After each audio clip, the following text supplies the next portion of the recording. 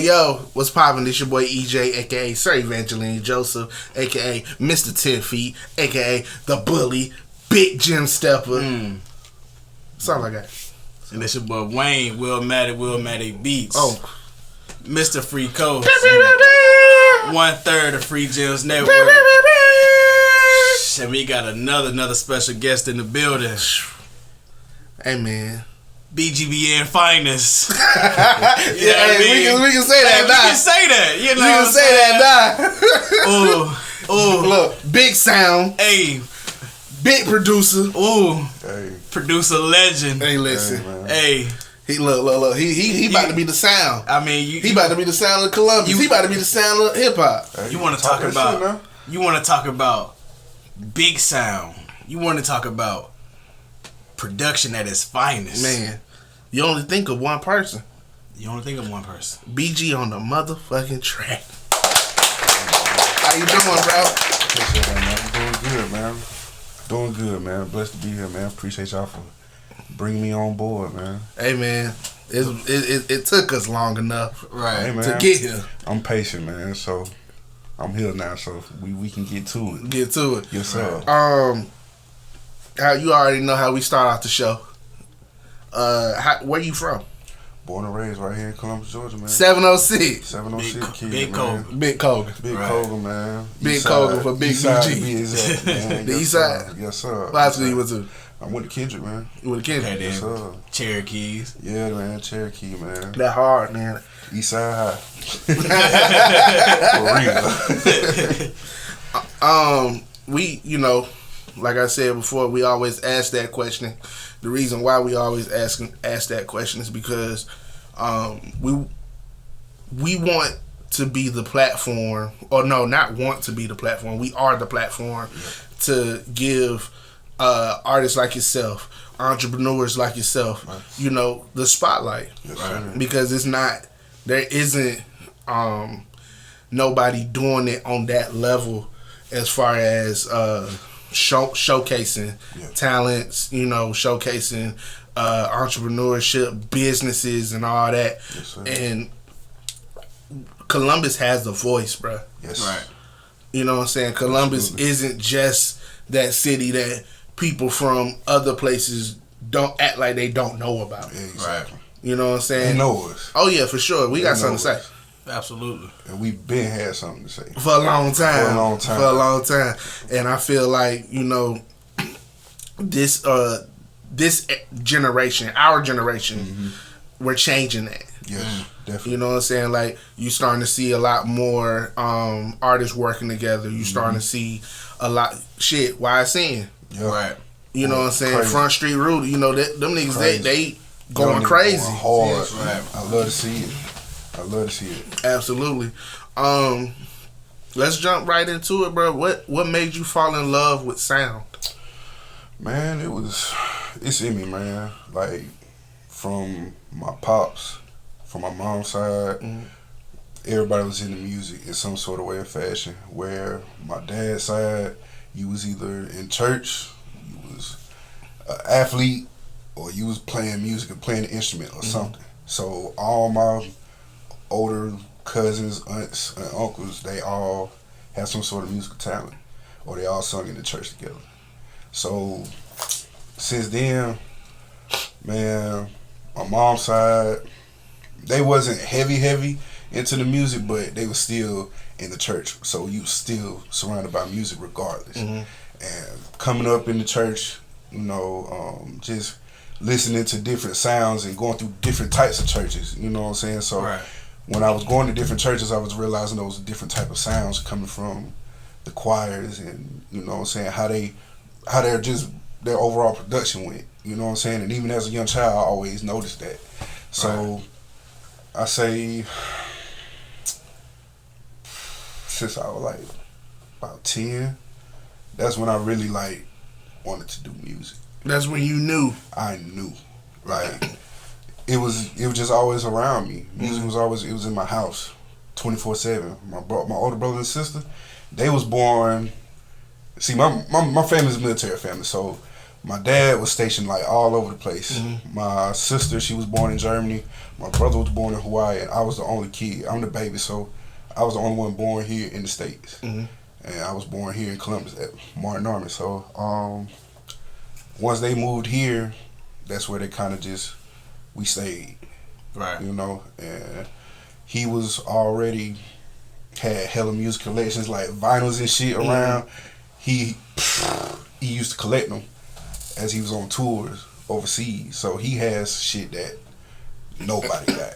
Right. You know what I'm saying? So one of a kind shit, and I was always around it. He used to play instruments himself. He sung. He played the guitar. He played the saxophone. He played the flute. He could play the keys. Man, that nigga was. Right. He was all over it for real, and it really just came from, you know, my grandmother, his mama, because she was in the church for over like 40 something years, and she always played the organ. Right. Couldn't nobody play that organ like my grandmama, dog. Yeah. Nobody. So every time they had something special going on, once the newer generation started coming in, she let them, you know, get their work in on, you know what I'm saying, on the keys or whatever. Even though the folks didn't like it, Right. but she let the kids, you know what I'm saying, grow into it because they doing the same thing she did. Right. You know what I'm saying, as a child. So she's giving them that fair chance where other people don't really see it like that. Right. You know what I'm saying? But fast forward, I was about 10. I stole my brother's his Dr. Dre album. It was the Chronic 2001. Classic. And you know, it had the A side and you had the B side with the instrumental. I snatched that instrumental CD and I just ran off with it. I was just playing it. I fell in love with instrumentals then. It was like, at that time, I didn't even want to hear nobody rapping on music. I just wanted to hear the beat. I wanted it that bad, so it was like, then I started discovering what Fruity Loops was. Cause back then when FL Studio was Fruity Loops. So I found out what Fruity Loops was. I don't know if y'all familiar with the community center over on Steam Mill Road on the east side. Back in the day, during the summertime, used to have a summer program. So all the neighborhood kids used to go there for the summer program or whatever and just, you know, kick shit. And I was at the age where I was kind of like in between different age groups. So I never really hung around kids younger than me. I was always around older people, the older crowd. So I always acted like them. So when I got to the community center, everybody else used to be outside playing. Downstairs in the basement, there was a computer lab. And that's where I found FL on the computer. And at first I thought it was just a damn video game, because that's what it looked like as a kid. You open up FL, it looked like some weird shit. Right. Something you could just play with, just a whole lot of buttons. And that's what I started doing. Then I found the piano key, the piano roll, and I was like, oh, this ain't no game. This is some shit that you can make music with. And for that whole entire summer, I was in that damn computer lab just making music off that computer, just making music every day. Right. Everybody was looking for me. Eventually they started realizing, oh shit, man, he in the basement. He in the computer lab, man. Shit, that would BG on be at. He ain't outside playing with the kids. Everybody out there sweating and shit. Fuck that. Trying to get to these beats. I'm getting to the music, man, because that's what really had my attention. So, that ever since then, man, I've been on FL Studio just learning that shit. Do you know how to play any instruments? I know how to play the keys a little bit. I can play the guitar a little bit, but I'm a percussionist. Right. So I play the drums. I play the set. I was in the marching band in middle school and high school. I was at Alabama State for a little bit too. Oh, that hard. Yeah, that was something. That was like a whole nother world for me. Right. Because when I got in the marching band, I didn't really know all of what it really took to be a part of something like that. You know what I'm saying? Especially the HBCU band. We ain't talking about like Auburn High School or nothing. Like, we talking about folks that actually got some groove, you know what I'm saying, playing some current, up-to-date shit so they gets the people going. And when I was a freshman at Kendrick, we had a band director, and he was what they call show style. So show style was like Carver, Spencer, and Shaw was like a little half and half. So they did corpse style, which is like that straight leg shit, marching, getting all the different little patterns, whereas show style was like you showing, like you putting on the show, you putting on the showcase. So that's where the different march come from, formations and shit. And learning that, man, that just took my music, you know what I'm saying, intelligence to a whole nother level. And I started implementing that shit into my music. Because I was making beats even when I was in high school. Right. And shit, senior year, I did that shit for my senior project. That's crazy. You made beats. Made beats, bro. And I'm gonna tell you that the funny shit about that, man, it was like that's how I knew the teacher had it out for me bad. Because I was at that age, I already knew what I wanted to do in life. Where a lot of my other peers around me, they was still trying to figure it out. So with me, I already shit, man, I'm doing music, man. I don't know about anybody else, but I know what I'm doing. That's what I did for my senior project. Made the highest grade in the class. She even put my shit up on display for the whole school to see. Still failed me. I had to go to night school just to graduate. That shit was crazy. She had it out for me that bad. And it's just like, she just couldn't understand. It was like, I understand we supposed to be, you know, doing this classwork and shit, but at the same time, it's like, dog, this ain't gonna work in what I'm doing. You know what I'm saying? Or what I plan on doing. Right. You know what I'm saying? If it came to some history, maybe. But all this other shit, doing pre-calculus, trig, all that other shit, I'm like, man. And my boy said, show me the soundboard. Man, for real, like, I was in chorus, man. You can find me in chorus. You can find me in the band room. Because it got to a point, I was like, I was about to drop out. I was legit about to drop out and just be straight into music. And my chorus teacher had snatched me to the side. And he talked to me. We had a good little one-on-one. And he was like, yeah. If this is what you do, finish school. If this is what you want to do, go ahead and finish school. Get your diploma. Then you can do whatever you want. And since then, that's what I did. Because I was legit skipping the classes. I wasn't pulling up any teacher faces because I already knew they was going to come on that bullshit with me. Because for one, they knew I didn't want to be there. They didn't really give a fuck about me because a lot of them teachers back then, they talked down on me, belittle you in front of everybody. So it's like, you experiencing that as a child amongst your peers, like, that does something to you. And it got to the point I was like, man, y'all can have all that shit. I'm going to be in the band room. Hell, the band director, he was so cool, he didn't give a fuck about none of that. So I used to chill in there all day, working on music, playing cadences and shit. Just working on music, working my mind. And when I graduated, dog, that was when I was just like, yeah, producing is... Where you wanted to be at. Did you ever try your hand at like singing or rapping? I used to write poetry when I was younger, so you know, I could always have a little flow. You know what I'm saying? But actually going out saying, oh yeah, man, I'm gonna rap. Hell nah. I want to be the person to make the beat for you. You can rap on this. You know what I'm saying? I ain't gonna be the person that. And plus, I never want to be that person that be in the spotlight neither. You know what I'm saying? I'm the more behind the scenes type nigga. I want to just get shit going, get the business going. You know what I'm saying? And move on from that. But working, you know what I'm saying, with different artists and collabing, that brought me out of my shell with that. So, who was that first artist that believed in you and wanted to work with you? Oh shit, man, you taking me back. You in free jams, man. Let's see. The first artist. I don't know if they doing music anymore, but it was me and my partner, my boy Sean. He used to stay down here. He was a real good friend of mine. He was in the music too, but he was more so on the engineering side. See, me at the time, I ain't know shit about engineering. I was just beat maker. Yeah. I'm just making beats and dumping them out. And we had an artist at the time, and he sung, you know, and we were still trying to find our sounds, trying to find ourselves at the same time, all trying to bring everybody together at the same time. So it was a lot of pressure, you know what I'm saying, doing this shit at 21, 22. Right. You know what I'm saying, trying to figure it out. Then we was just like, man, hey, we all believe in each other. Like, we legit had like several nights where we didn't do no music at all. We more so treated like a family, so we was just like sitting there in the room talking to each other about life. You know what I'm saying? Just kicking shit, politicking, you know what I'm saying? Learning each other more, being comfortable in each other's, you know what I'm saying? Actually learning the vibe, you know what I'm saying? Learning how to create. And since then, man, that was really what did it, man. It was my boy Sean for sure. He was the one that really like put that spark in me, man, because he was like, hey, boy, what you got hard, man. You know what I'm saying? Keep doing what you're doing. Because at the same time, when I'm doing this, I was looking for instant gratification. I was looking for that instant gratification. I was looking for them numbers to shoot up.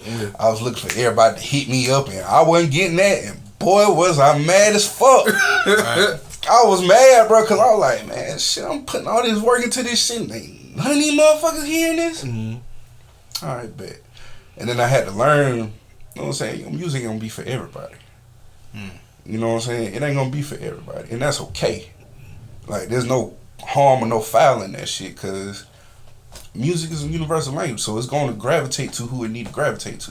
Right. You know what I'm saying? You just let that shit happen naturally, and the rest, you know what I'm saying, it's going to go.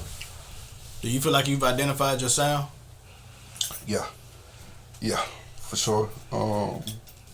I've always been influenced by artists like UGK, 8Ball, NJG, Outkast, Goody Mob, Ghetto Boys. Real Southern.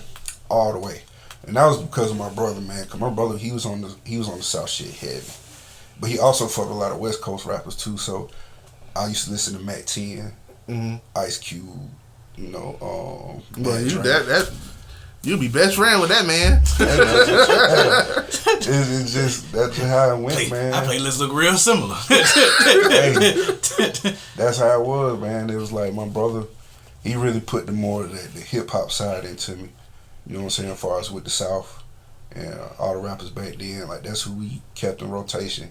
Whether I was riding in the car to him to go to his girlfriend's house or whatever, he playing some shit. You know what I'm saying? I was just always there. You know what I'm saying? I was literally his shadow.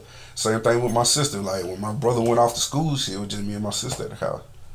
So she was more on the R&B side.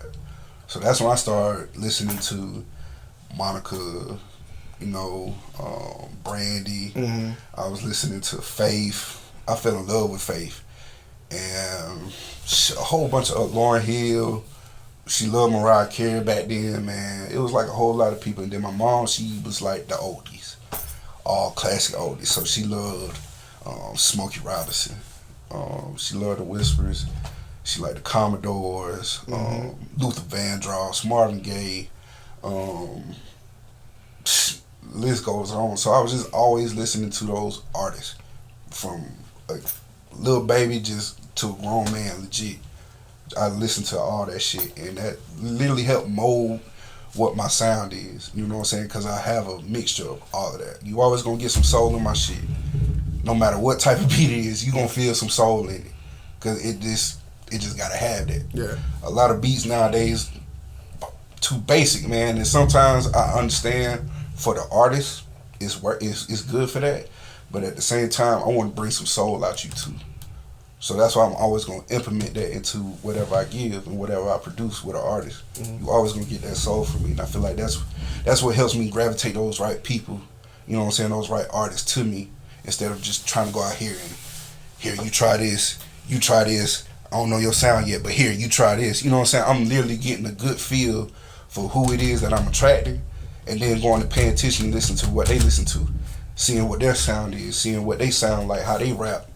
You know what I'm saying? What their beat selection is. And then I can go from there. I have a better view, you know what I'm saying? A better clear view of what it is that they're trying to get out of the music. So, right. That's when I realized, I was like, yeah, I'm not no beat maker no more, bro. I'm like a legit producer. Right. Because I'm helping like produce the song. I'm not just sending you the beat. I want to cook up in your face.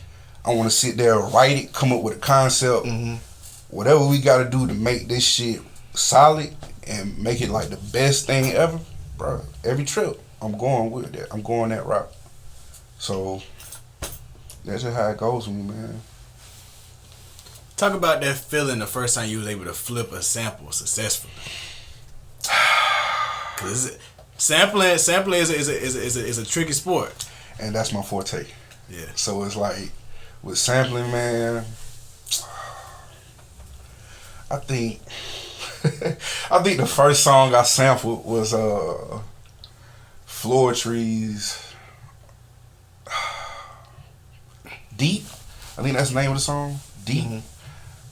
And I flipped that bitch, and I made it like a Houston, Texas, like chop the screw. Cause I was on my chop the screw shit back then too. So I wanted everything to be slowed down. You know what I'm saying? It had a hard ass bass quaking in that bitch, and I did that successfully. And I was like, I'm thinking I'm gonna fuck with this sampling shit a little bit more. And then I started realizing like shit, what folks was doing with sampling, as far as using the record player to record into their, you know what I'm saying, their computer and dub it that way, or shit, go on YouTube, find that same exact song, snatch it, get your chops, and go from there. Which one you prefer? YouTube. I'm YouTubing it, and I'm snatching that guy, man. I'm gonna get straight disrespectful every time. That's what I like to do, man. Most of my music is sample based, but I can also create melodies and make them sound like an actual sample too. So you still get that sample feel, and some folks ask me, is it a sample? Like, nah, I actually played this with my, you know what I'm saying, with my hands, but I just make it sound overall like a sample, like a chopped up sample. That's what I do, man. So was when you produced the record for Rez, do the producer has to get it clear, or is that in with the artist? Pretty much just it's like, or just clearances in general when you dealing with artists. I do it. I get that guy cleared. Sometimes I use this spot called TrackLib. They help with as far as getting the licenses, the proper licenses for the songs. And what is it called again? Shout out to TrackLib. Yeah, because TrackLib is the GOAT. Yeah. They literally came in at a clutch ass time when a lot of producers was getting hit because of what they sampled, and being that record's now doing numbers and on the Billboard and charting, now it's getting them folks' attention because it's getting their money too. So it's like, okay, well, we gonna make sure we get our scratch. You got this cleared yet? You know what I'm saying? Because they gonna check for this shit. So I definitely make sure I get my shit cleared and go through ASCAP, do all that. You know what I'm saying? Do the whole thing with getting it cleared, and hopefully waiting for them to get it back to you, because sometimes that could be a lengthy time. That could be a lengthy time for us getting your licenses back for us to clear the samples. But other than that, man, I be running the race too. So I play both sides of the fence. And sometimes I go and snatch some shit knowing I ain't got no damn business doing it. But then you do it anyway. I do it anyway because it's just for the feel, man. It's just like for the overall record. And if that guy ain't, you know what I'm saying? If it ain't clear, then you know it is what it is. But I feel like this too. If I go out here and have a song or a beat out here, and it do numbers, and I know I ain't got the sample clear, first of all, I'm gonna make sure I get it clear while it's taking off like that. I'm gonna try to, if I haven't already. If it goes to a point where I just kind of forget about it and don't do it, and they come and bite me, I'm gonna be like, I'm gonna feel accomplished. I'm gonna be like, I made enough more noise for your ass to come and find me, to come get your scratch off of what I produced. Who was there any example of that? Like, I ain't ran into that yet. I ain't ran into that yet. Everything I've done, you know what I'm saying, thus far has been pretty under the radar. Yeah, pretty under the radar. So that's why I'm doing more of it now. But I'm also getting into making more of, you know what I'm saying, sounds where I ain't using samples as much. You know what I'm saying? I can just use like a quick 2-4 second clip. It ain't gonna be too much, you know what I'm saying, for them to trip off of, and then go from there. Right. So again, shout out to TrackLib. Again, man, TrackLib is the GOAT. They allow you to really manipulate how much and let you pay for that certain amount. Yeah, a certain amount of whatever you trying to sample. Yeah. That's a big jam. Fuck with them boys. Yeah. I advise all producers, if you do sampling, fuck with them boys. Fuck with TrackLib, man. They gonna get you right every time, man. For a fee. You gonna pay for a little light fee. You gonna pay a little light fee, but you know what I'm saying, it's gonna be well worth it. In case they folks come and hit you with it, you be like, ha ha, motherfucker, I got it. You know what I'm saying? Like, you can't get me. So shout out to TrackLib, man. I wanna go back to when you first discovered Fruity Loops. I know that it was accessible to you there. What was when you weren't able to go to the rec. Right. What were you using at home, or what was your first software or whatever that you was using at home? I was using a music maker on PlayStation. Music generator on PlayStation. Music generator? Yeah, music generator on PlayStation. I was playing with that shit. My brother had the PlayStation. Mm-hmm. I was a Nintendo kid back then. I was like, I just wanted everything Nintendo. He fuck something. Y'all had it, but he had the PlayStation and he had that on there and found it one day and put it in and started playing with it. And then I started realizing I was like, man, I like FL better. I like FL a whole lot better. And I was like, man, at this point I'm in middle school, so my pops, he used to work for a local vending company that used to be here. So he used to go, go to all these different high schools and shit and restock the vending machines and everything, right? And whatever he used to have left over shit, sometimes he used to bring it home. So we used to have boxes in the living room just full of damn chips, big ass giant Otis Spunkmeyer cookies, the damn Welch's fruit snacks by the cases. Mm-hmm. I used to go in there, get me a second book bag, get all them damn snacks, put them in my book bag, go to school, sell them snacks. I used to burn CDs for niggas. Like, I used to charge $5 a CD. Mm-hmm. And then I'll sell these niggas fruit snacks or chips or whatever.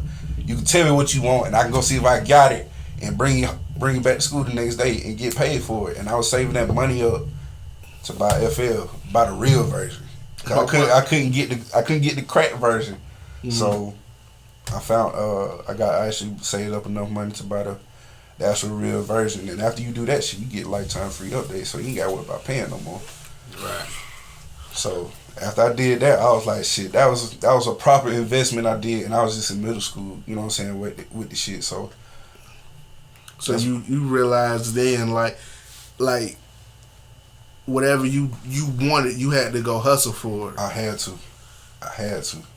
cause I wasn't a kid to sit there and beg my mama or, you know what I'm saying, pester her about it. Mm-hmm. She always tell me, like, one thing about you, if you gonna do something, you gonna do it. It was always in you, or did somebody like teach you that? It was always in me, man. I always found a way to get what I needed. You know what I'm saying? So it was just always in me as a young one. Mm-hmm. So I always used that, man. It was just a good attribute to have, right, as far as, you know what I'm saying, getting what I needed in order to get the sound that I want. You know what I'm saying? I still use them same tactics today. You know what I'm saying? As a grown man, just the hustle. I love the hustle. I love the hustle of the music game. You know what I'm saying? That's what keeps me challenged. Yeah. So. Have you ever used other hardware like beat machines or other softwares? I played with the MPC for a little bit. I definitely want to get into the whole finger drumming thing though. That shit's crazy. How folks be able to knock out beats like that is you talk about niggas knocking beats out in like 5-10 minutes. You go to a producer who does finger drumming, they can knock them beats out 5-10 minutes, no problem. You know what I'm saying? Just off the skill that they got. They can legit do the whole drum pattern at the same time and be done with it. They got a whole track out. They already got the melody done. But yeah, I played with MPC for a little bit. I always liked the MIDI keyboards though. That was my thing. The little MIDI keyboards, I love them shits, man. All the different types. I got like 4 different ones at the crib. What's your favorite? Right now, it's this it's called Launch Key Novation. Launch Key, that guy. It's a nice size keyboard, you know what I'm saying? And it got the modules and shit on it and everything. And it got its own beat pads too, so right. I be sampling on that guy because I like the touchpad on it, man. All touchpad, if you a real producer, man, you know all touchpads ain't the same. Nah, the sensitivity different. Yeah, the sensitivity is different about some of them. Some of them you really gotta mash that button hard. Yeah. Other ones you can just lightly touch that bitch and it's gonna go and do what you need to do. So that's why I like MIDI keyboards, man, versus doing like the regular drum pads and MPC because you really gotta hit them motherfuckers with the sensitivity pad, man. So what was it like the first time you actually went to a studio? The first time I went to a studio,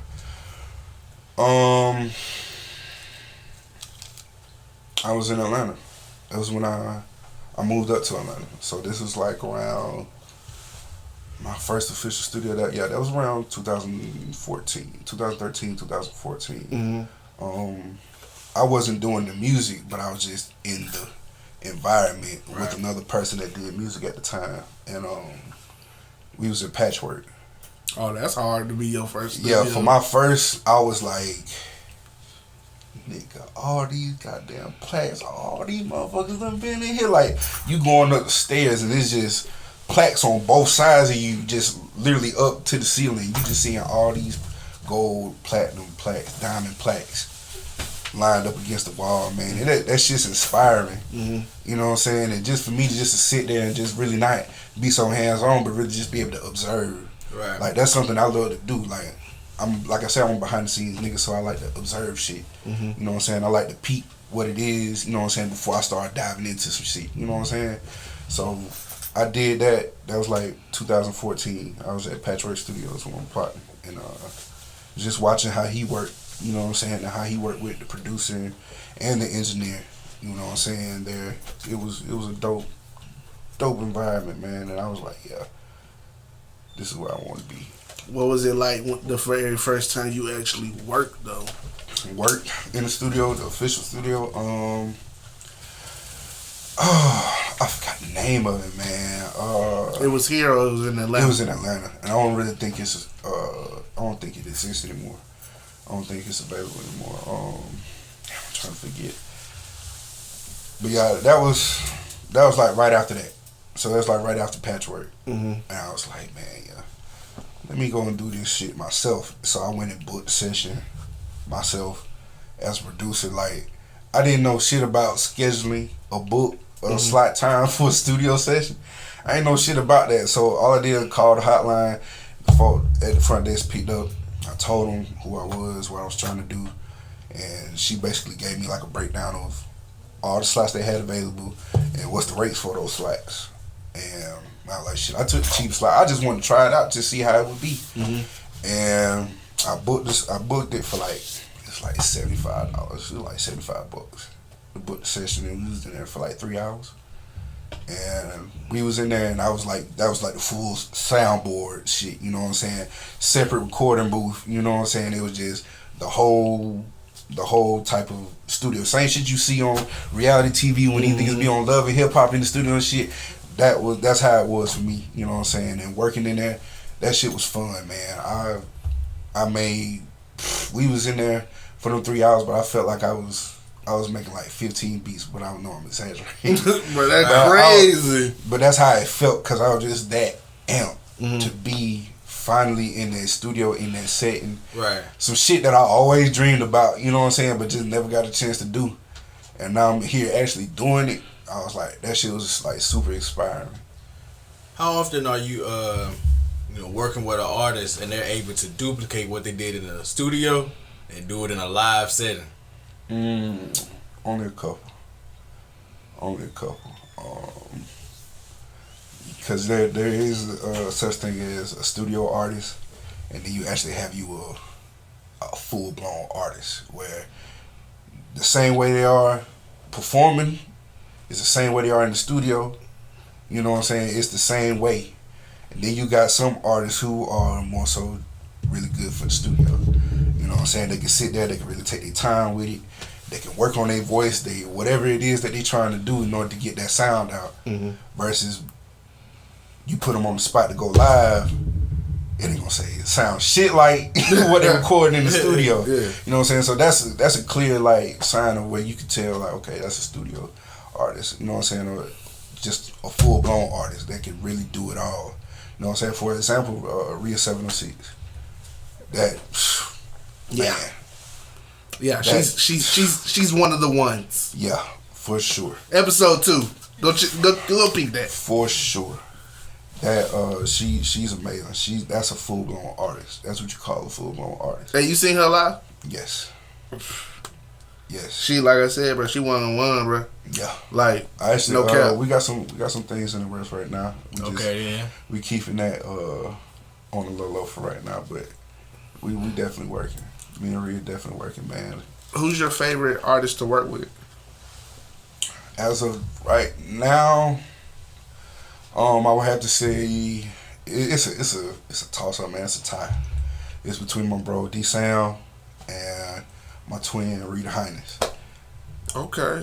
See, with Ree, the thing with Ree, she's the rapper. She spit.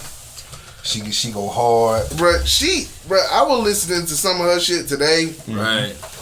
And I actually sent it in the group. Yeah, the song you sent. Yeah, nuts. Yeah. Bruh, first off, you showed your ass. Hey, man. On the production. We give flowers. Right. Yes. To our guests, so you can feel appreciated, and we want to appreciate you while you're here. Right. But yeah, definitely, because you like I said, man, you took off. Yeah. And she did too. Yeah.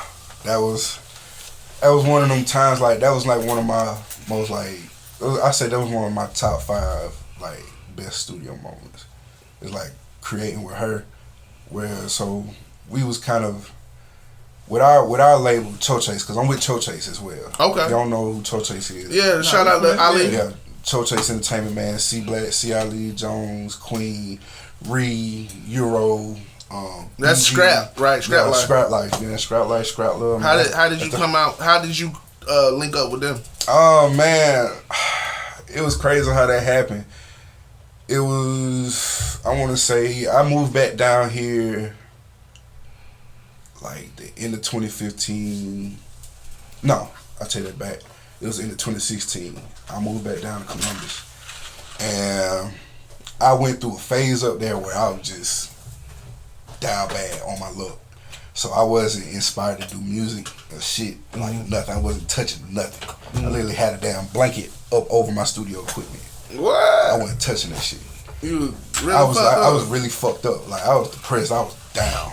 You know what I'm saying? And I wound up getting a call from my boy David D Sound, and we had like the longest damn conversation ever. We was on the phone for like 4 hours.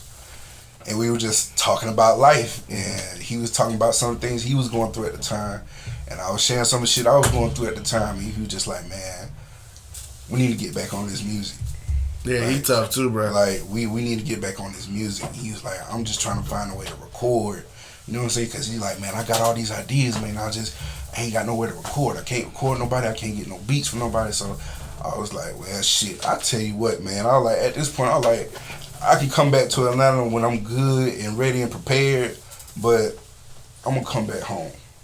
And that's what I did. I came back home, and I literally just, I don't know what it was, something, this is like a switch, just clicked in me.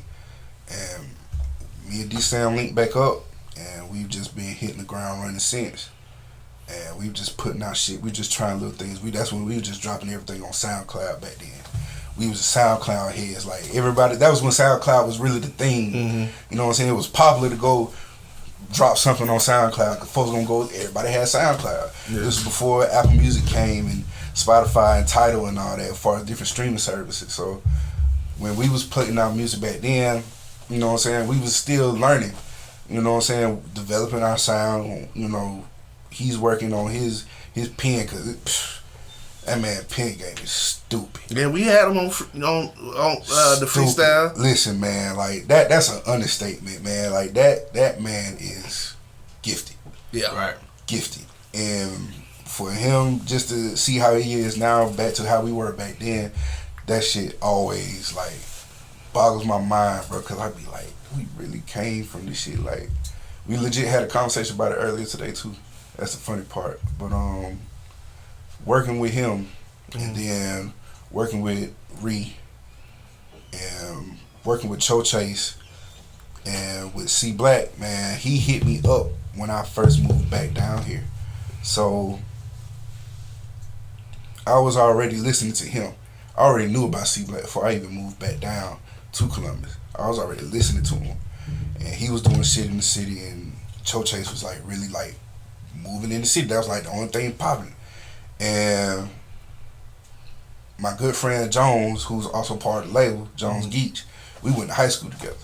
So we was all at Kendrick. We all some East Side babies, for real. Yeah. All of us, 4 row, all that shit. So it was like, we all was at Kendrick. And back then, shit, used to have Crown Entertainment, so we used to have the damn party, the team so parties. So you used to be with Skin and them? Yeah, man. I used to be running around with Skinny, Trap, Jones, all of them back then. So we always had that history, and that's how I met DJ Brad too.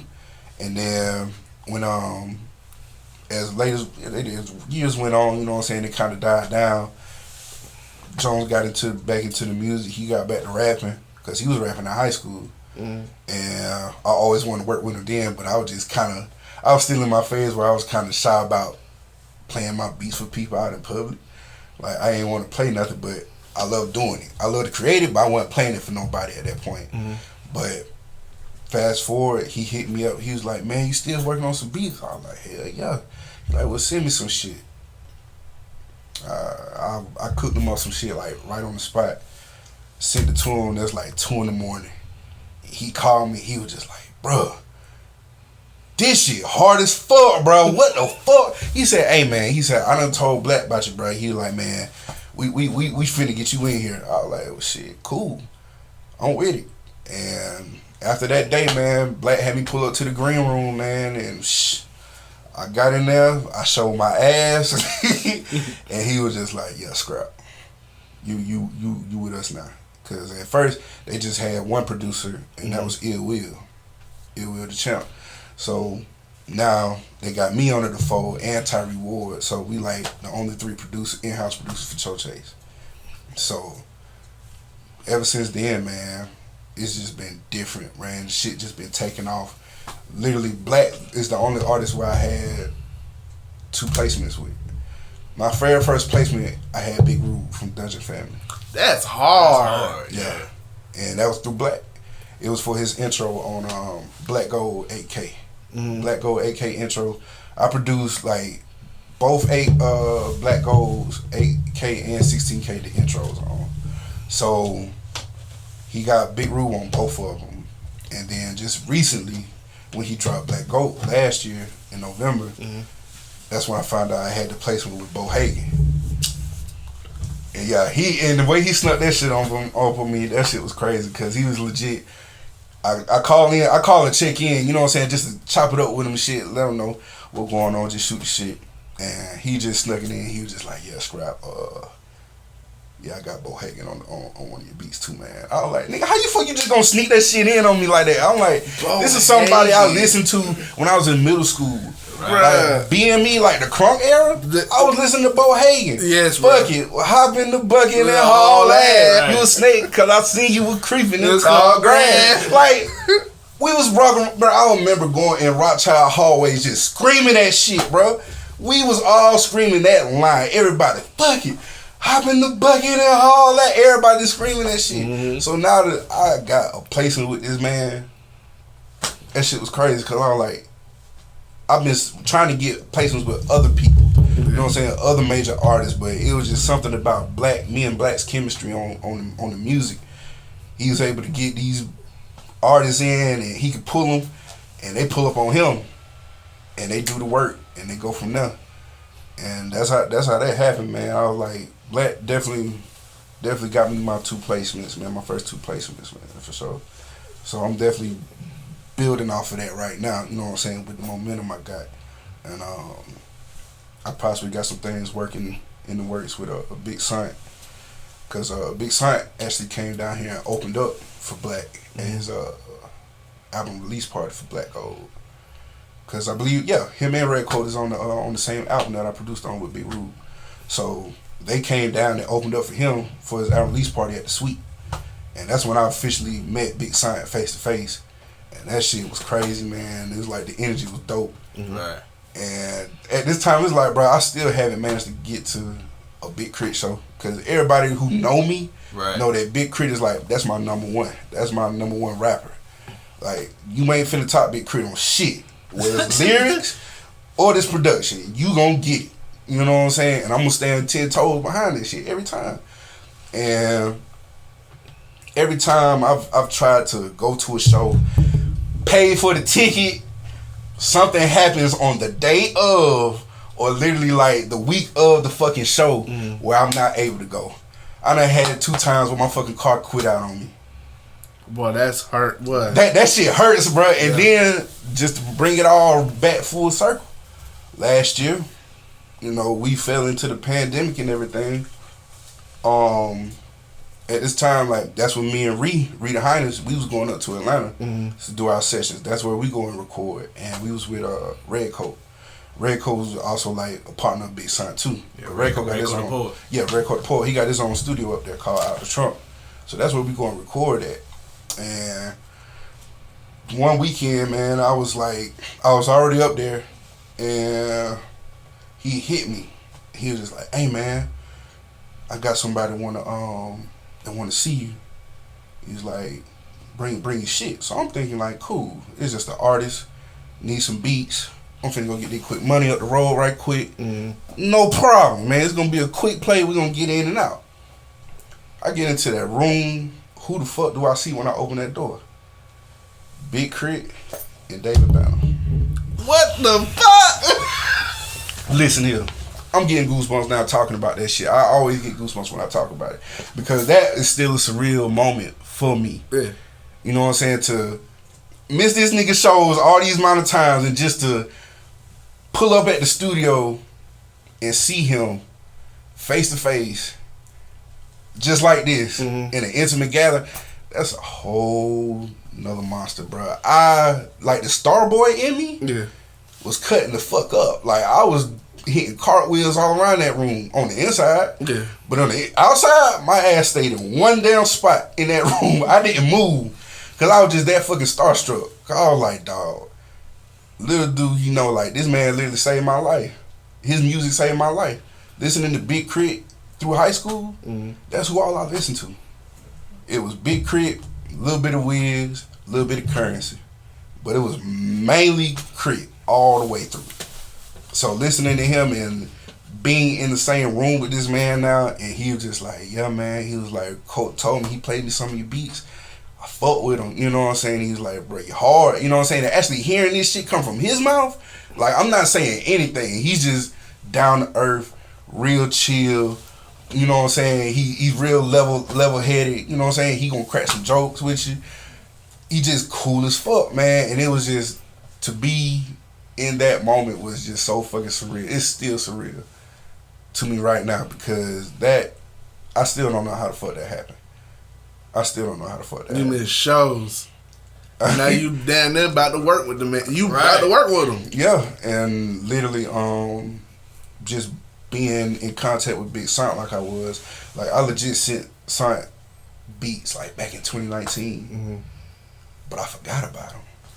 You know what I'm saying? And for him to hit me up on Instagram the other day, he was like, hey, I came across some beats you sent me. I'm like, I had to think, like, did I send this nigga beats? It was just that long ago. I'm like, shit, I've been so focused on other things, I completely forgot I sent them to him. And when he hit me up, he was like, yo, these bitches rocking. I got another album coming out later on this year, man. We gonna get to working. So I'm like, cool, you just let me know. You know what I'm saying? Because I know if Big Son had an album, 9 times out of 10, Crit gonna be on that bitch. Right.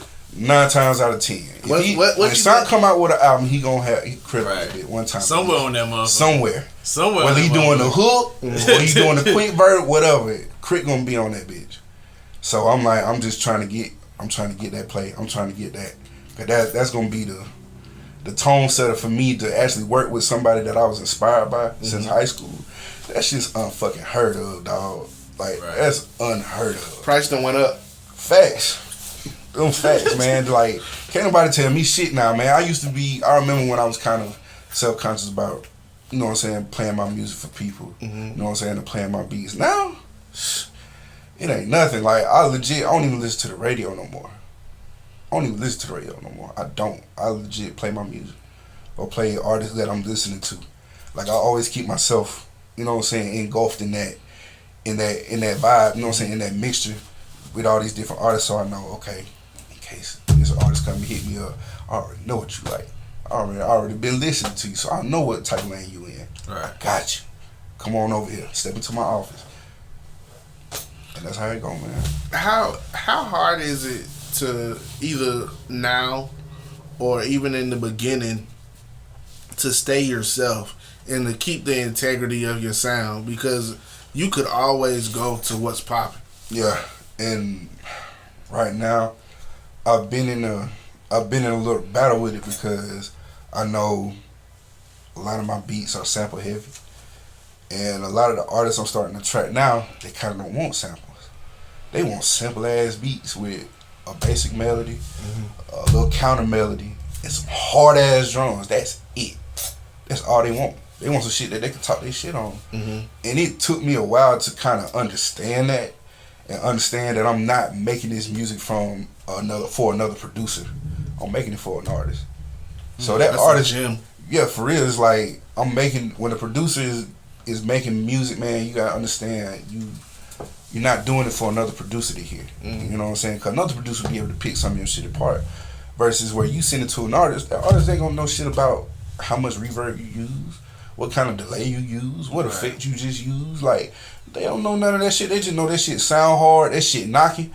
Oh, boy, I'm finna fuck this shit up. That's all that's all that's on their mind. And I had to learn that. I'm like, I'm not making music for other producers. I'm making it for the artist. If the artist wants some simple shit, then I have to supply it. You know what I'm saying? I just had to learn, because a lot of times I'd be like, man, you really want that simple ass shit, dog? Like, let me play this for you. You know, I be trying to change their mind and try to get them like, man, listen to this, man. What you think? And they be like, man, I fuck with it, but went to the other beat. Yeah, he's like, man, I like that other one. Bro, you really want this basic ass shit? I'm like, I ain't even finished that beat. Right. And see, 9 times, and plus now, bro, I ain't even gonna flex to you, man. Artists these days don't even care the motherfucking beat mixed or not. They don't even care that beat. As long as that motherfucker bass knocking, that bitch can get the club rocking, get these niggas head bopping, get these bitch the ass shaking. That's all that matter to them. They don't care about that shit being super mixed down, how much, you know what I'm saying, what your DBs is. Like, they don't care about none of that. As long as that motherfucker jam and get people going, that's all that matters. That's what I did with Big Flex, with Jelani. Like, Jelani Will, man, that's another partner I enjoy working with, man. When we did Big Flex, he hit me, like, again, it was like one of them late ass nights. He hit me, he was like, bro, send me a pad, man. Shoot, bet. I was already in the midst of making something, and I came across this damn Chinese flute. And then I took it and made it like a one shot out of it. A one shot is pretty much just like an instrument sound where you can go in and do different things to it and make it its own melody, just off that one sound. So I took the flute and I started making my own melody with the flute. And something just told me to just find the hardest, most distorted 808 that you got and just throw it on that bitch. And that's what I did. And I put some hi-hats, a little bit of percussion. And I was like, I bet he gonna eat this shit up. And I sent it to him. That's exactly what he did. And he literally hit me up 15 minutes later like, nigga, bro, that Big Flex hard as fuck, bro. I'm like, all the other beats I sent him was like legit mixed, pristine, like clean. Big Flex was the only beat that was not mixed. And he ate it up. And now that's the #1 song on the Spotify playlist. That's crazy. You know what I'm saying? Like, that shit showed me a lot, because I was like, man, I'm putting a lot of time into my mixing and working on my sound and having that clarity. You know what I'm saying? But sometimes at the end of the day, the artists ain't even looking for that. They don't even care about the clarity. As long as you can hear their voice clearly on top of that beat, and that shit still not, that's all that matters to them. How much does that kind of like dilute your process though? A lot, dog. I be pissed, man, because I be like, I really want to get into it, but it's like they want it simple, and it's like now the name of the game is shit. Less is more. That's really the name of the game right now. You listen to all the people who's popping right now, Lil Baby, Da Baby, Meg Thee Stallion. You listen to their beats, simple as shit. Yeah, that's simple true. As shit. Like, you got one main melody. That's the bass line. Yeah. That's the most important part. That's it. You get that bass line down, everything else is a rap. How you feel about, like, producers using just, you can explain it more, but it's a producer, I don't want to name his name, but he uses samples, but he only just loops them. There's no drums. There's no, you know who I'm talking about. Are we talking? Yeah. Explain it. Okay, so there's an art in sampling. Mm-hmm. There's people who sample very well. Mm-hmm. Kanye samples very well. Oh, a god. Alchemist samples very well. God. No ID. God. No ID samples very Another well. god. DJ Dahi. Like DJ Premier samples very well. Static Selector, like there are people who are very, very exceptional at the craft of sampling. Yes, Ninth Wonder. Ninth Wonder, God. Jesus Christ. Yes. And then there are some people who are not so great at it. Mm-hmm. Those people will remain unnamed. These people do something. They just loop it. Mm-hmm. How do you? We'll just leave it at that. Yeah. How do you feel about those producers, and do they do it a disservice? I'm like this, cause to be honest, sometimes it just depends on what the sample is or what you're trying to produce.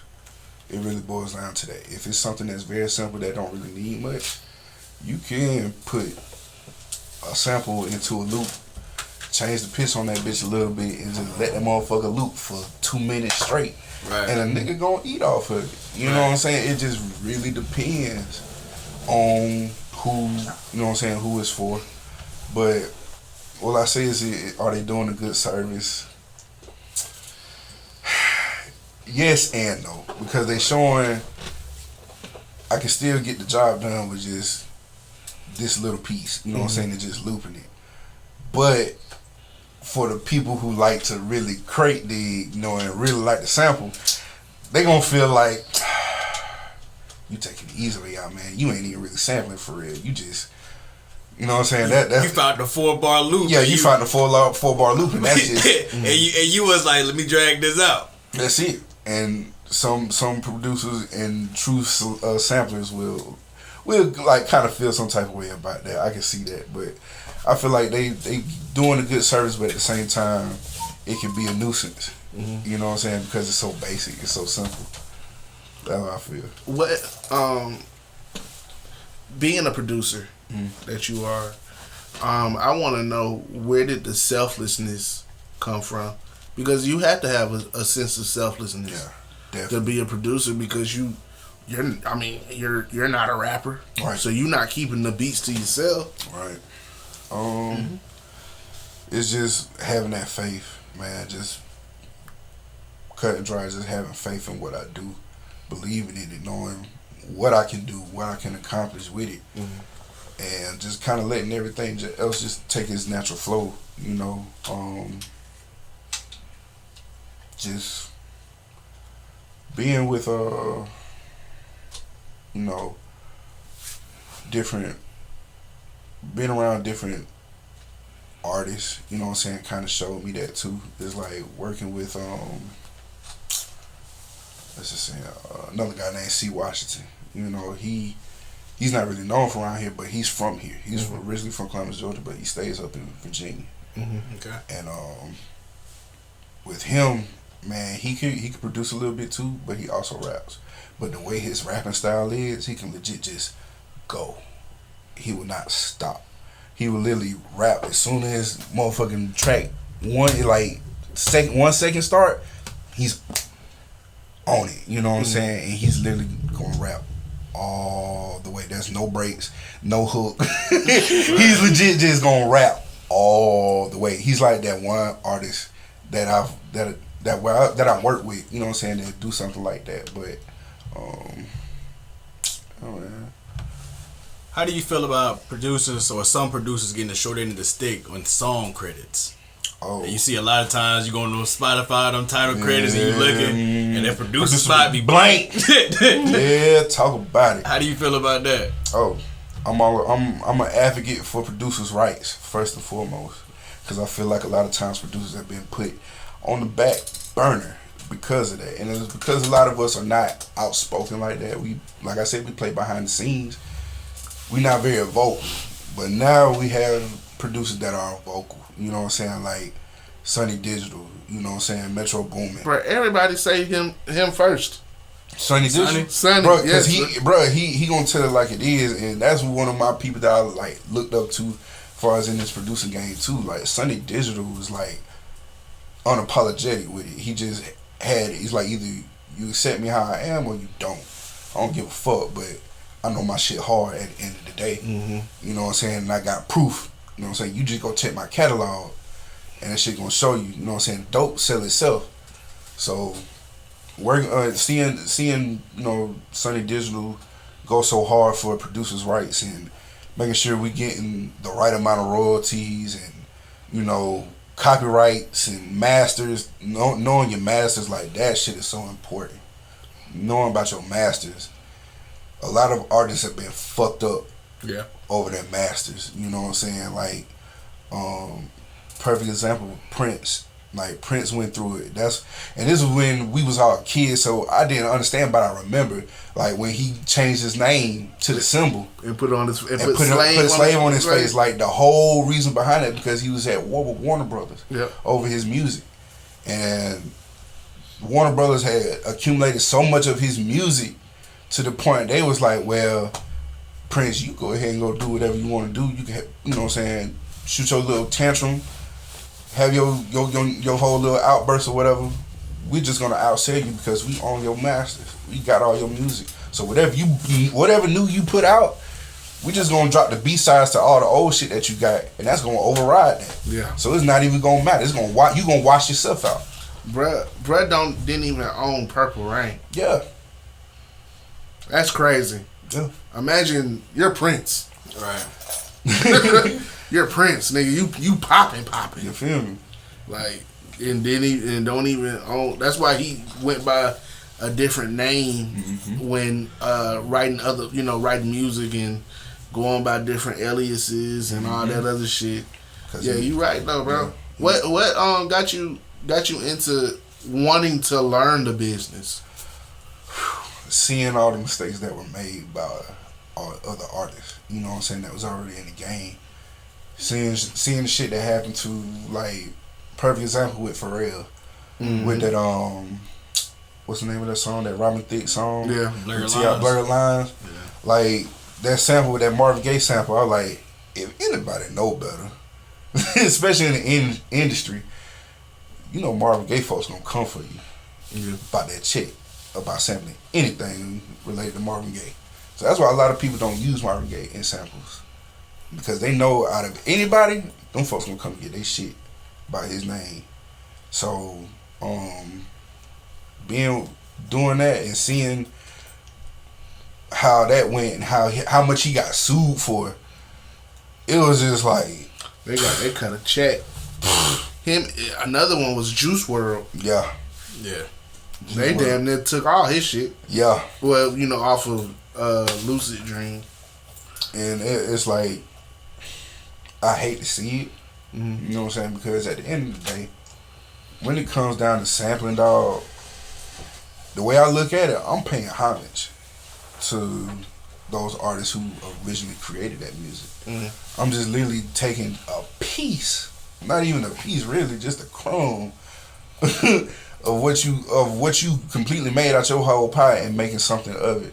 They want that though. And they want that though. They want that crumb. You know what I'm saying? And it's like sometimes that brings a hardship to it, as far as, you know what I'm saying, sampling and getting sued with that shit, because you do have to be careful. You do have to be careful.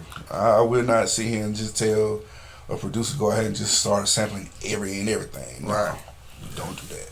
Definitely have a plan. Yeah, have a plan. If you're gonna do it, have a plan. Whichever way you choose to go about it, just make sure you have a plan with you. What's the difference between biting and inspiring Biting, as a producer? Biting is legit. Like, you can't even tell the records apart. You know what I'm saying? Like, you go hear the original, then you go hear the new version. If you can't tell which one is which, I consider that biting. Now, if you like, perfect example, man. 8 gold for Black Gold 8K, no 16K that I produced for C Black. That sample was a Smokey Robinson sample. Mm-hmm. But I got inspired from it through listening to Monica, Just Right For Me, featuring Lil Wayne, because she used that same exact sample. She used Smokey Robinson. And I was like, I fell in love with the chop they had in the beat, and I found out Polo the Don was the one that produced that beat. So I was like, I was in tune with Polo the Don, and he's a sample guy too, but he definitely know how to flip some shit. Yeah. He'll flip it, you know what I'm saying, and still make it something of its own entity. So that's something that I definitely, you know what I'm saying, like to do too. Like, I don't want to bite necessarily, but I want to pay homage, but also show you what I can do with my sound and what I got to offer. I feel like that's just the whole beauty of music, man. It's like there's so many endless possibilities that you could come up with, you know what I'm saying, just depending on who it is that you with, you know what I'm saying, or who you around, or what you can create. Because nobody's going to create the same exact shit. Right. Not with this music. Like, you're not going to sit here and create the same exact thing. Nobody. There's going to be some sort of difference there. You know what I'm saying? And when you find out those differences, that's why I feel like collabing is important too. Not even just on producer side, but on the artist side too. Like, if you could have a collab session where you got another artist and another producer in the room with another artist and another producer, you know how many projects you could knock out? Right. You know what I'm saying? If everybody is like literally focused and knowing what the end goal is, you know what I'm saying, with it. That shit there would like change you. You know what I'm saying? Just experiencing that and being in it and living in that vibe, bro. That's what music's about, man. For real. Doing that collaboration, working with different artists, different producers, even different engineers, because everybody got something different that they do. That's true. You know what I'm saying? And it's like everybody got their own different techniques of how they sample. Nobody sampled the exact same way. Mm-hmm. You know what I'm saying? Where I feel like, hell, with Matic, if you use Fruity Loops. Nah, I actually sample using shit, I can't even think. Serato Studio. Serato? Okay. Yeah. See, that there's just a difference there. I don't touch Serato. Yeah. I wouldn't even know how to work Serato. Yeah. But if you pull up FL in front of me, I'm gonna open up Edison and I'm gonna throw that whole sample in there. I don't know how to use Edison. I know about Edison, but I don't know how to use it though. I love it, man. Yeah. That's what I mainly use when I do like sample. Yeah. I'm going through Edison.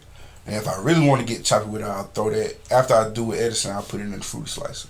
Yeah. See, I know a little bit about Fruity Slicer. Yeah. But see, I had the pirated version of FL Studio. The crack version, man. I couldn't afford it. I had to learn at a young age, man. That investment was going to serve me well. I couldn't afford it. Luckily, I actually had I got a free version of Serato Studio. Answered a couple sweepstakes questions, and they gave me a free version. Sweepstakes. They gave me a free version, man. They fuck with me. I talked to a couple of the editors, and they was like, "Man, we'll give you a lifetime free version." Yes, and I was like, "Yes, sir." Let's go. Yeah, so that's hard. Yeah, they fuck with me over there at Serato Studio, man. So shout out to Serato, man. Shout out to Serato. Just because of that, I think I'm finna go play with Serato. Yeah, man. I fuck with them. I see like a lot. That's what a lot of DJs use. A lot of DJs use Serato. Right, you know what I'm saying? So I feel like DJing and sampling kind of goes hand in hand. You know what I'm saying? Especially with DJs back in the day, ones that used to scratch and cut. Like, man, I feel like there's only like one DJ here that still do scratching. That's Double O Key. Right. I feel like Double O Key is the only DJ here that still scratch. And the only way I found that out was through C Black. You know what I'm saying? Because he did some live scratches on C Black album. Back then, I think that was Black Royalty he was on. Mm-hmm. Right. Yeah, and he did some live scratching on that one. So I was like, yeah, we got to keep DJ Double O Key in the pocket, man. Right. Yeah, I'm going to definitely need him for something. Because I want to collab with a DJ, and I haven't done that yet. That's something I do want to do. To actually be on some DJ Screw shit, for real. Just a producer, you have the DJ in there, and I cook up some shit, and you just throw it in the blender. You know what I'm saying? Like that's some shit I really want to do. Have you worked with a artist and done their whole project? Yes. C.I.Lee, his Damn It album, completely. Oh, that was you. That was you. Yeah. I feel like there was only two songs on there that wasn't produced by me. That one of them was produced by my boy Miyagi, and the other one was by my boy Razor Ross, Trent Ross, man. We all went to Kendrick, so we all knew each other, bro. Like it's crazy how everything came back full circle with the music as far as the artists I worked with. Because at some point in time we was around each other, whether it was in high school or college, you know what I'm saying, or just in the same circles with different people. You know what I'm saying? It's crazy, but working with C.I.Lee and having that was like the first album I produced completely up and down, pretty much. He was just like, bro, whatever you. That nigga nice, man. Oh yeah, for sure. Yeah. C.I.Lee tough. Yeah, Chevy different, bro. Chevy is different. That's a different type of nigga, bro. Like all the way in and through. He always been that way. Why you ain't? Well, you probably don't know. He ain't put out no more music. Oh man, one thing about us, dog. One thing about Soul Chase, we always working. Even though sometimes it be like little gaps here and there, but best believe we got shit just sitting. You know what I'm saying? It's all about timing. You know what I'm saying? And being that we all move as a unit, timing is a very, very important part of that. You know what I'm saying? Because everybody's not gonna be moving at the same pace. Right. You know what I'm saying? And plus, life happens. So certain shit happen and may put a pause on it. It's just all about timing. You know what I'm saying? But yeah, shit ain't done, bro. We always working. Hard, man. How do you feel about producers you see on YouTube and now on Instagram with social media, producers doing beat critiques? And do you participate in them? I have yet to be in a beat critique, but I have watched plenty of beat critiques. Right. Some of them guys is savage as hell, man. It's just like, yeah, I know who not to send my beats to. You know what I'm saying? Because it's like, sometimes you can just tell when they just biased as hell. You know what I'm saying? Because they just used to be around the same group of producers. You know what I'm saying? As far as what they network. But I do watch them. Would I say I would do one? I don't know. I really don't know. I feel like with that, it's one of those weird things, and we talked about it on the last episode. It's like, it's your baby.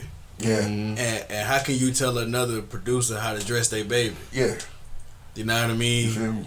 Beat critiques are weird. Yeah. You know what I mean? It's like, and everybody's going to take that, like critique in a different type of way. I know you want to did your drums like that because your drums don't sound like mine. You know what I mean? Yeah. What's the difference between critiquing and hating? The difference between critiquing and hating. Okay, with critiquing is when you can listen to what they're bringing, right? Tell them, okay, I fuck with what you got. I like your sound. Let me help you out, but I also feel like this is what you can do to help improve what you're already doing. Far as like, say you're a producer and you send me a beat, and I give you a beat critique. You like, man, this is like one of my hardest beats I ever made. I'm gonna listen to it and I'm gonna take it just like that, just like you told me. Now, what I'm gonna also pay attention to is how's the beat arranged? How's your music arranged? How's the arrangement? You know what I'm saying? Do you got your intro too long? You know what I'm saying? Do you need to shorten your verses up a little bit? Like what it is, like even down to the mixing, like simple shit. It's like if you can tell somebody, I like what you did, but I also feel like this is something that you can also do to help improve. That's a proper critique. Now if you just hating, you just gonna be like, yeah, bro, I wasn't feeling that shit, bro. I don't like that, man. That your shit was garbage. That shit was trash. And then you got everybody in the goddamn beat critique in the chat room, right, chiming in, talking about, bro, that shit trash, bro. Everybody boos, you know what I'm saying, dropping trash emojis and shit. Like, you getting torched. I challenge most critiques because I feel like most times niggas that be critiquing just be critiquing to how they would have made the beat. Exactly. It don't really be critiques. Yeah. It be they more just like critiquing as far as like how they would have approached the beat. Yeah. And that's not a critique. Nah. You know what I mean? You more so tweaking. Exactly. You know what I mean? It's like, you know what I mean? My drum kit. If you to use my drum kit, then they put themselves in. Yeah. If you would have used, you know what I mean? If you would have used Chris Clark drum kit number 3. if you was the second snare in the drum kit, man, you would have had a better snare. You should go get that kit. Like they use really it as a marketing tool. They really selling. Yeah, for real. That's how it is now, and it's like you can tell. Yeah, I can tell you that stock snare. Yeah, you can tell about it. You use a stock plug. Man, fuck out of here. Yeah, they clown you, dog. They will. They will clown you. Here, there are producers out there be doing beat critiques. I'm just like, you have no reason to be doing this shit. Do any of them niggas be having like placements on shit? Some do. Some do. But see, with producers, man, a lot of producers are starting to find different lanes to go into. So some of them may not be in it for getting placements. They just want to be a producer to get into sound design. So they just want to make kits all day. That's how they get their money. Yeah. They ain't gonna be selling beats like that, but they can also go out here and sell a beat, but can also make you a whole goddamn drum kit or a melody kit and sell it to you. Shout out to that boy Decap. Shout out to Decap, man, for sure. I fuck with Decap. I fuck with Decap. That nigga sound design courses be crazy. Yeah. Somebody else I fuck with on that, my boy Kato. Kato crazy. Kato is Jesus Christ. nuts. KATO? Yeah. Yes. I've seen that name. And somebody else said, I think Jay Saint said. Probably so. Yeah. Illmind too. Yeah. Illmind, Jesus Christ. Illmind is a beast, bro. And he legit gives. I like watching. I'll go on YouTube and watch Illmind talk. There's not too many producers I would legit go on to YouTube and search up and listen to them because I feel like some of them be kind of too closed off on what they're really trying to do, and sometimes you can see that in the recording. You know what I'm saying? How the chemistry is between them and the person that they talking to. So Curtis King, cool. Yeah, I fuck with Curtis for sure, man. Yeah. I fuck with a couple cats from Producer Grind too. Yeah, producer guy. Yeah, I fuck with a couple cats. Fuck with most of them. The T Will. Yeah. What's the other guy name? I was up on them today. Yeah, like I definitely watch Producer Grind to learn some new songs though, for real. Cause they be dropping hella gems. They be dropping hella gems. They be on it. Nigga, you dropped the hella gems on. Yeah, shout out to that nigga BG, man. Hey man, for real. Hey man, bless man. Hey, this is what it's about though. This is what I love to do. Music is my life, man. It's always been. Have music saved your life? Yes. Plenty of times. Plenty of times, dog. Music just always been there. That's hard, man. You got anything else? Nah, I think I pretty much hit everything. It's on you, pimp. Oh, it's on me? It's on you. Alright, here we go. Uh-oh. One more time, one more again. The way we like to end the show, man, is who's your top 5? And you being the producer extraordinaire, top 5 producers. Oh, man. Damn, why you gonna do me like that, man? Man, you knew it was coming. I knew it was coming, man. But it's just you like, a fan? Yeah, man, I'm definitely am. Number 1. Number 1. Dallas Austin. Ooh. Okay. Dallas Austin, number 1. Number 2, Timberland. 3, Pharrell. 4, this way it get hard. You only got 2 spots. You know what I'm saying? 4. Fuck it, I'm gonna give it a 9th. I'm gonna give it a 9th. I'm not mad at that. And I'm gonna give it a 9th. I'm glad you did. I fuck with Nathan. Yes, sir. And number 5, man, on the producer shit, that's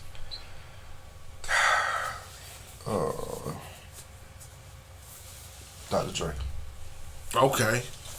Dr. Dre. I ain't mad at it. Because like I said from the beginning, like that was legit what got me into wanting to make instrumentals, like listening to that whole Chronic 2001 instrumental side, up and down, back and forth, all day, all night, man. I used to kill my folks' batteries, dog, just burning like my CD player, dog. I used to have this shit in my head all day. And I used to goddamn be low on batteries and go goddamn snatch the shit out the remote control. Put the damn fresh batteries into the CD player and switch the old batteries out. So when folk come home, they get the damn remote control. Mad as hell. Mad as fuck. I'm like, shit, they already know I'm up here with this CD player with these stolen batteries out of the remote control. Stolen batteries. Yeah, man. I used to go through all kind of shit just to listen to music, bro. It just had to be. I sleep with music, man, for real. Yeah. Like sleeping with music, that's a whole nother different type of piece, man. And after I found that, I was like, I'll never go back. I'll never go back, man. So I always have some music or something playing, even when I sleep. Well, man, we appreciate you for coming, man. Hey, man, thank y'all for having me. This was a wonderful experience, bro. And like, we get the world, and not only the world, but we got to know BG. Right. Man, this is the first interview I've done since, I want to say 2017. It wasn't an interview like this. No, this is by far the best interview. Yeah, I'm putting that on record right now. I'm looking into the camera. Well, the camera I can't see because it's bright as light. This was the best interview, man. I definitely look forward to coming back, man, and sharing some more with y'all. Hey, man, for sure. Thank you, bro. Like I said, bro, we want to give you your flowers where you can smell them and inhale them. I appreciate y'all. Most definitely, man. And this be great to be nothing. Hey, you already know it. You heard it. How y'all link up before we Oh yeah, leave? Yeah, you and Red. How y'all link up? Oh man, I actually ran into Reds when at the barbershop. Nah, I was getting in my beard. We was at Circa. We was downtown at Circa, and that was back when Circa was doing a lot of showcases for indie artists.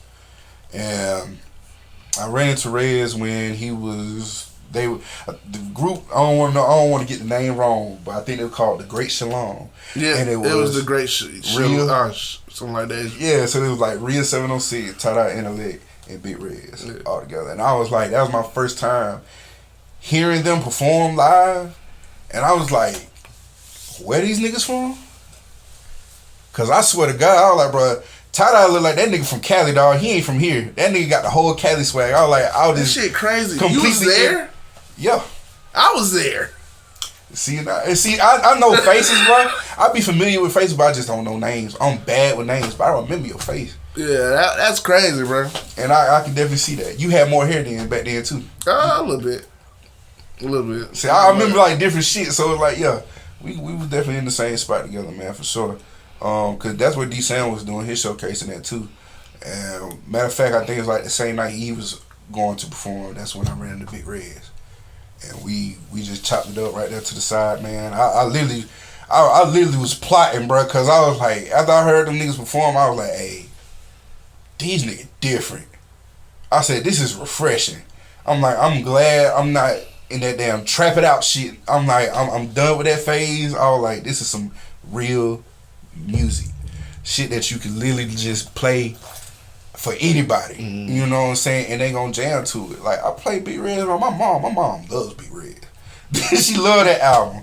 She play it all the time. You know what I'm saying? So that shit speaks volumes to me when I know the older generations can still gravitate to what we creating, man. I was like, yeah, I'm loving it, man. And ever since then, bro, we definitely been working, bro. Me and Rez still got a whole bunch of shit in the works, man. Right now, I legit just finished talking to this man yesterday, so. That's hard, man. That is hard. I would pop my shit and not name drop, but definitely plug in all the episodes, because just about everybody that you name, we done had. Hey, yeah, that's it. And that says a lot within itself, episode man. 1, 2, 3, 5, and look, season 1, season 1, right? Let's just say season 1, man. The whole season 1, man. And everything just full with for them, real, man, for real. But I love what y'all do here, man. Thank you, man. We love what you do. Thank you. Absolutely. Thank you. And this concludes another episode of Free Gems Network. Shit, my battery made it.